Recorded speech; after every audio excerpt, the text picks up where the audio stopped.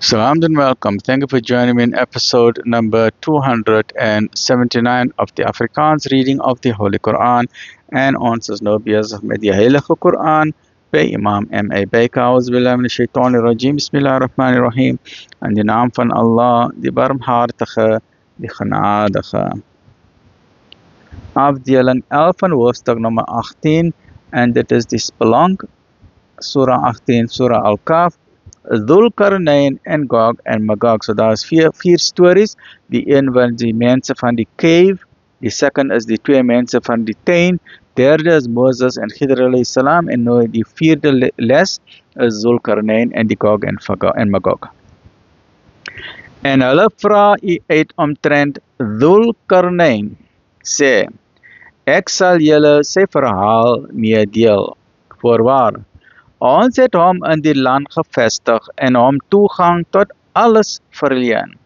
En hy het 'n weg gevolg, totdat hy die verste punt bereik het in die rigting van die ondergaande son, waar dit in die Swart See ondergegaan het en waar hy 'n volk gevind het. Ons het gesê, O Dhul-Qarnayn, bestraf hulle of behandel hulle met vriendelikheid. Hy het gesê, wat diegene betref wat kwaad doen, ons sal elkeen van hulle bestraf, dan sal hy na sy Heer terugkeer en hy sal hom met 'n streng kastyding straf. En wat hom betref wat glo en goed doen, hy sal 'n goeie beloning ontvang en hy sal deur ons gebod gemak ontvang.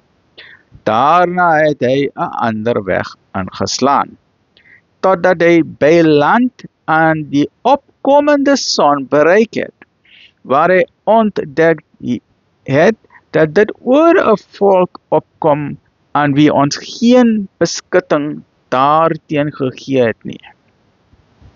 So was dit. En ons het volledige kennis gehad van wat hy besit het. Daarna het hy weer 'n ander weg ingeslaan, totdat hy 'n plek tussen twee berge bereik het, aan die ander kant waarvan hy 'n volk aangetref het, wat skaars 'n woord kon verstaan. Hulle het gesê, O Dhul-Qarnayn, Gog en Magog, die Juj en Majuj, rig onheil aan die land. Ons sal graag aan u eer bewys, mits u 'n versperring tussen hulle en ons oprig. En hy het geantwoord, dit waarmee my Heer my beklee het, is beter as eerbewyse. Help my en ek sal 'n verskanste versperring tussen hulle en julle oprig. Bring vir my blokker yster.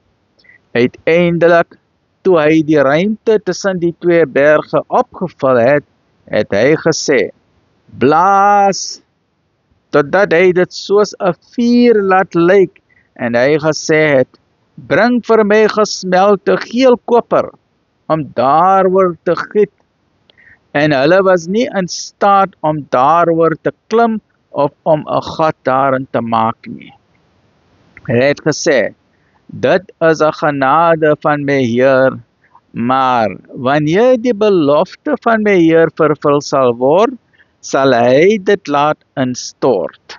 En die belofte van my Heer bly ewig waar. En op daardie dag sal ons sommige van hulle teen ander in opstand laat kom, en die basuin sal geblaas word, dan sal ons hulle almal by mekaar versamel. En ons sal die hel op daardie dag vir die ongelowiges oopstel, hulle wie se oë gesluier was teen herinneringe aan my, en wat selfs nie kon hoor nie. 279, 280. Join me in the next episode, which is episode number 280 van hoofstuk nummer 18, en inshallah dan is ons klaar met hierdie hoofstuk nummer 18. Alhamdulillahi Rabbil Alamin.